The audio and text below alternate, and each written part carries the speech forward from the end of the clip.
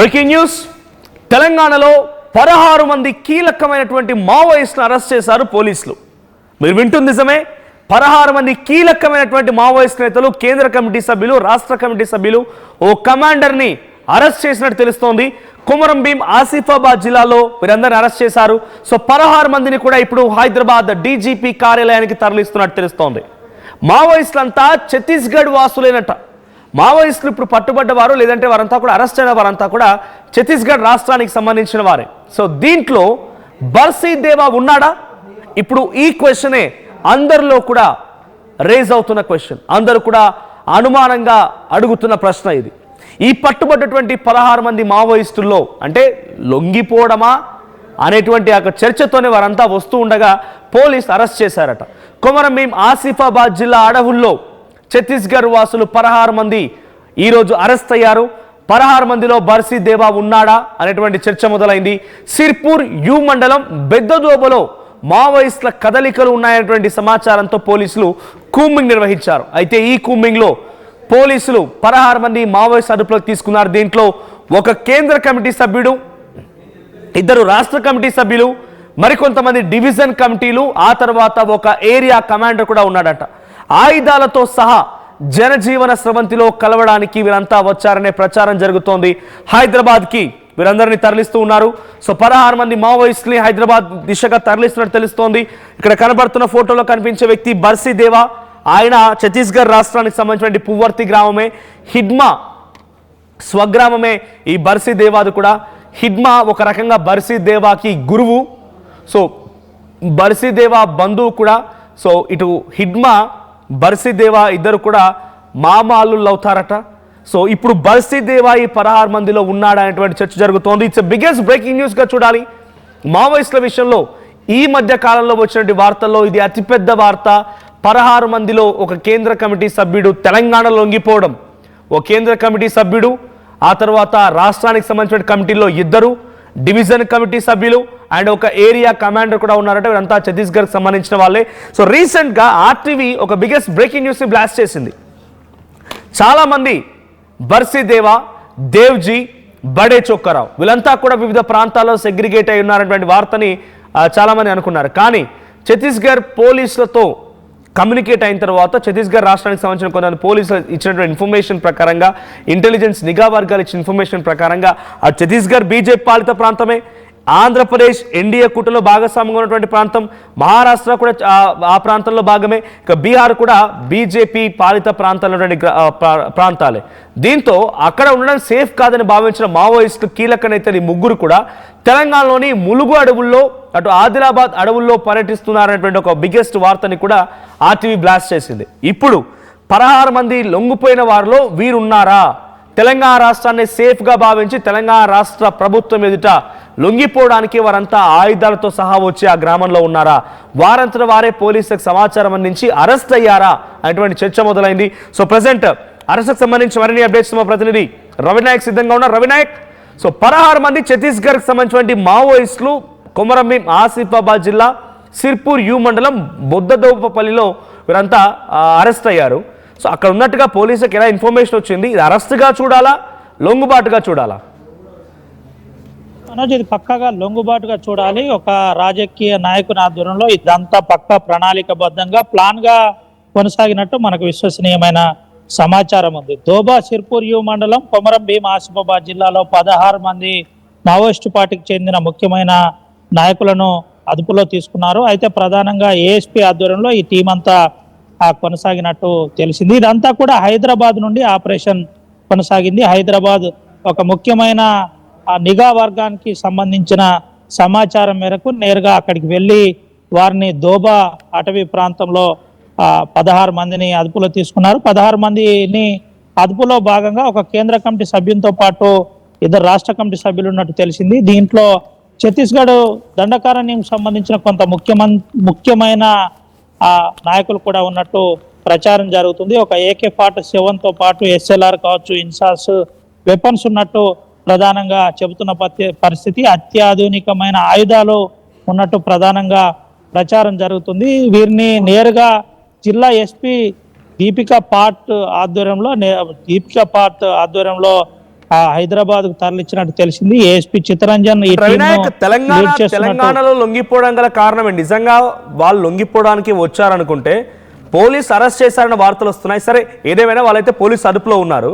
So Telangana రాష్ట్రాన్ని ఎందుకు ఎంచుకున్నారు? ఛత్తీస్గఢ్ ప్రాంతానికి సంబంధించిన వారు తెలంగాణ, అది కూడా ఆదిలాబాద్ ప్రాంతాన్ని, ములుగు అడవులు ఎక్కువగా విస్తరించి ఉన్నాయి, కర్రెగుట్టలు లాంటి ప్రాంతాల్లో ఉండాల్సినటువంటి ఈ మావోయిస్టులు కేంద్ర కమిటీ సభ్యుడు కూడా ఉన్నారు ఒక దాంట్లో అని చెప్తున్న నేపథ్యంలో వీళ్ళందరికీ ఆదిలాబాద్ ఎందుకు అడ్డాగా మారింది? దాంట్లో ఆదిలాబాద్లో అక్కడి పోలీసులకి లొంగిపోవడం గల కారణం ఏంటి?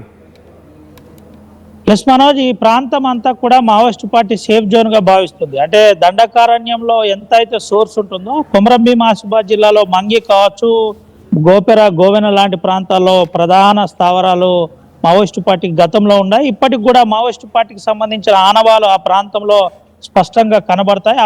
ఆ ప్రాంతం అంతా కూడా అప్ టు ఇంద్రవెల్లి వరకు చాలా స్పష్టంగా మావోయిస్టు ప్రభావిత ప్రాంతంగా ఇంకా ప్రచారం కొనసాగుతుంది. కౌటాల, బెజ్జూరు, దైగాం లాంటి ప్రాంతాల్లో కూడా మావోయిస్టు పార్టీకి పెట్టింది పేరుగా చెబుతూ ఉంటారు. అయితే ఈ అంశంలో దోబా లాంటి అటవీ ప్రాంతంలో దట్టమైన అటవీ ప్రాంతం ఉంటుంది. దట్టమైన అటవీ ప్రాంతం అంతా కూడా మంగి దండకారణ్యాన్ని ఆనుకొని ఉంటుంది. అదంతా కూడా హిల్స్ ఉన్న ఏరియా, ఎక్కువగా సేఫ్ జోన్ గా భావిస్తారు. ఒకవేళ కనుక ఛత్తీస్గఢ్ నుంచి మావోయిస్టు పార్టీ నాయకులు వస్తే ఏ విధంగా వచ్చారో, నిజంగానే ఏ విధంగా క్రాస్ అయింది. ఇంతకు ముందే కనుక ఎప్పుడైతే కగార్ దమనకాండ నడుస్తుందని మావోయిస్టు పార్టీ చెబుతుంది, దానికి అనుగుణంగా వ్యూహరచనతో ఏమైనా ఈ ప్రాంతానికి వచ్చారా, అసలు ఎందుకు రావాల్సి వచ్చింది ఏంటి అనే కోణంలో కూడా పోలీసులు విచారిస్తున్నట్టు తెలిసింది. ఈ విచారణలో కొన్ని ప్రధానమైన అంశాలు, తన జనజీవన స్రవంతిలో కలవడానికి వచ్చామని చెప్పినట్టు తెలిసింది. అయితే నేరుగా వీరిని డీజీపీ శివధర్ రెడ్డి ఆధ్వర్యంలో ఇదంతా కూడా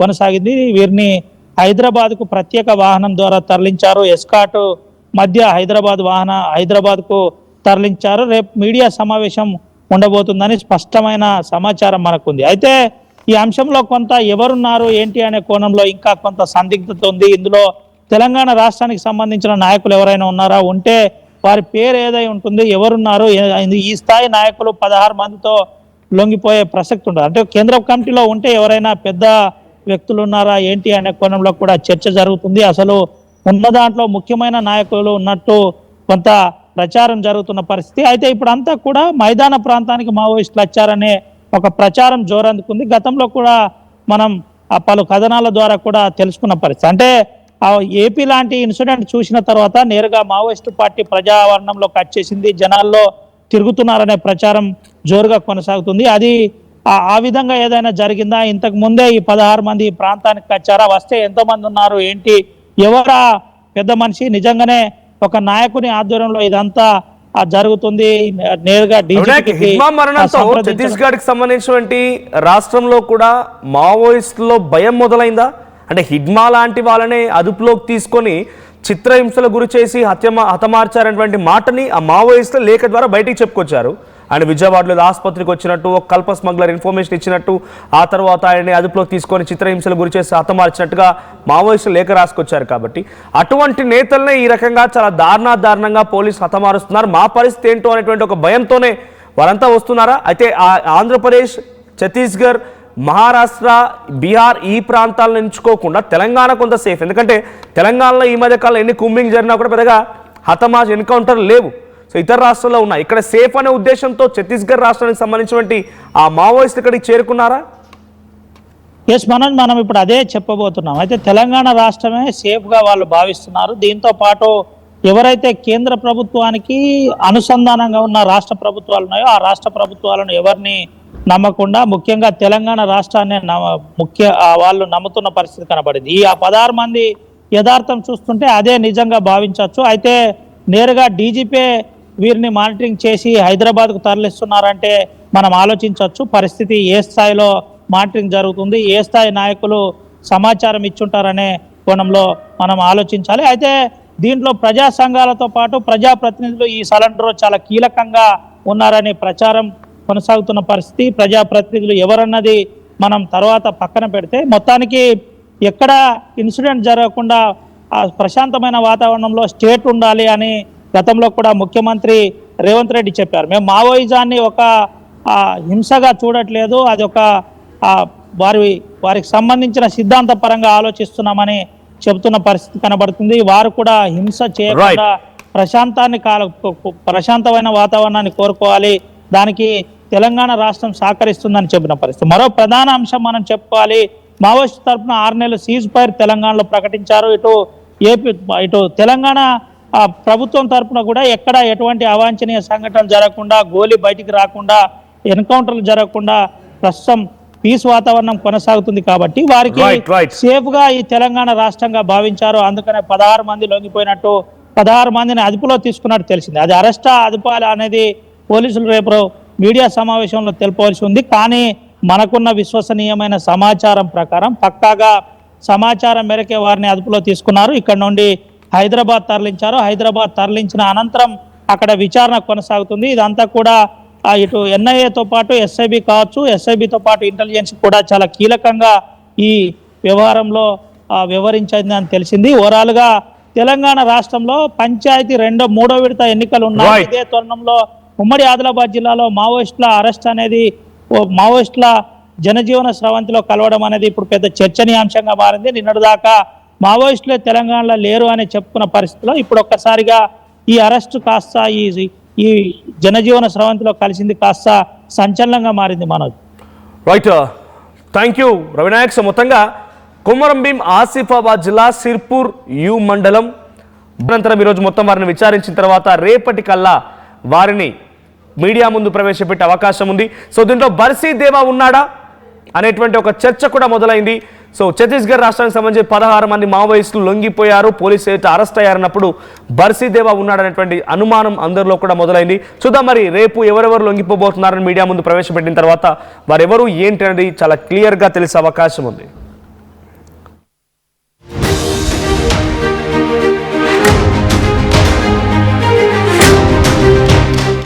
నగల సామ్రాజ్యం పెద్దది, మన వేడుకల్లో నగల పాత్ర పెద్దది. నగల్లో మన సంప్రదాయం అది పెద్దది. అదే విధంగా నగలు కొనేటప్పుడు మీ సేవింగ్స్ కూడా ఇకపై పెద్దగా ఉంటుంది. అన్ని నగల తరుగును ముందు కన్నా ఇంకా తగ్గించాం. ఈ తక్కువ తరుగును చూస్తే వెంటనే నగలు కొనేస్తారు. డైమండ్ జ్యువెలరీ ధరలు కూడా పెద్ద లెవెల్లో తగ్గించాం. ఇకపై అందరూ డైమండ్ జ్యువెలరీ కొనుక్కోవచ్చు. ఏ ఆఫర్లోనూ పక్కదారి పట్టకండి. ఇక్కడికొచ్చి కంపేర్ చేస్తేనే తెలుస్తుంది మీకు ఎంత పెద్దగా డబ్బులు ఆదా అవుతుందో అని. మా తరుగు కన్నా ఎక్కువ ఇస్తే మీరు కష్టపడి సంపాదించిన డబ్బు వృధా చేసినట్టే.